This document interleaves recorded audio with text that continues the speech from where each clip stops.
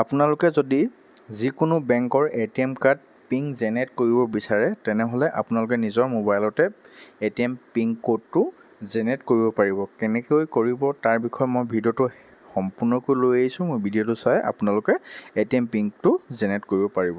যদি মোৰ চেনেলটো নতুনকৈ আহে চেনেলটো ছাবস্ক্ৰাইব কৰিব, ভিডিঅ'টো ভাল লাগিলে লাইক কমেণ্ট শ্বেয়াৰ কৰিব লগৰ বন্ধু বান্ধৱীসকললৈ।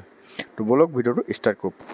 প্ৰথমতে আপোনালোকে 560740 এইটো আপোনালোকৰ PNB ATM যদি জেনেৰেট কৰিব বিচাৰে তেনেহ'লে এই নম্বৰত আপোনালোকে DCPIN তাৰপিছত গেফ দি আপোনালোকৰ যিটো কাৰ্ড নম্বৰ হয় সেই কাৰ্ড নম্বৰটো সম্পূৰ্ণকৈ লিখি পঠাই দিব লাগিব। পঠাই দিয়াৰ পিছত আপোনালোকৰ মোবাইললৈ এনেকৈ এটা মেছেজ আহিব। এই মেছেজটো অহাৰ পিছত আপোনালোকৰ এটা মোবাইললৈ OTP আহিব। সেই OTP নম্বৰটো লাগিব। OTP নম্বৰটো আপোনালোকে ক'ত ফিল আপ কৰিব মই দেখাই দিছোঁ চাওক।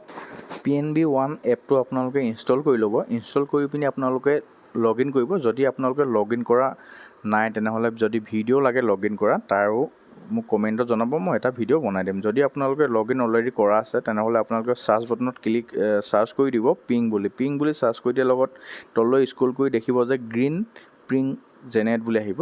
তাত আপোনালোকে একাউণ্টটো চিলেক্ট কৰিব। একাউণ্টটো চিলেক্ট কৰি দিয়াৰ পিছত কণ্টিনিউ কৰিব। কণ্টিনিউ কৰাৰ পিছত আপোনালোকৰ একাউণ্ট নম্বৰ দেখিব। তাৰপিছত আপোনালোকৰ যিটো কাৰ্ড নম্বৰ আছে সেই কাৰ্ড নম্বৰটো ইয়াত শুধৰণিকৈ ফিল আপ কৰি দিব। কাৰ্ড নম্বৰকেইটা আপোনালোকৰ যিটো ATM আপোনালোকৰ ডাকঘৰ যোগেদি আহিব, সেই ডাকঘৰ যোগেদি অহাৰ কাৰ্ডটোৰ যিটো 16টা নম্বৰ থাকিব সেই 16টা নম্বৰ ইয়াত এণ্টাৰ কৰি দিব। এণ্টাৰ কৰি দিয়াৰ পিছত যিটো এক্সপায়াৰী মাহ হয় এক্সপায়াৰী মাহটো আপোনালোকে চিলেক্ট কৰিব আৰু এক্সপায়াৰী ইয়েৰটো আপোনালোকে চিলেক্ট কৰি পিনি যিটো OTP আপোনালোকৰ মোবাইললৈ আহিছিলে সেই OTP নম্বৰটো ইয়াত আপোনালোকে মেছেজটো চাই ল'ব। মেছেজত চাই পিনি শুধৰণিকৈ চাই ল'ব।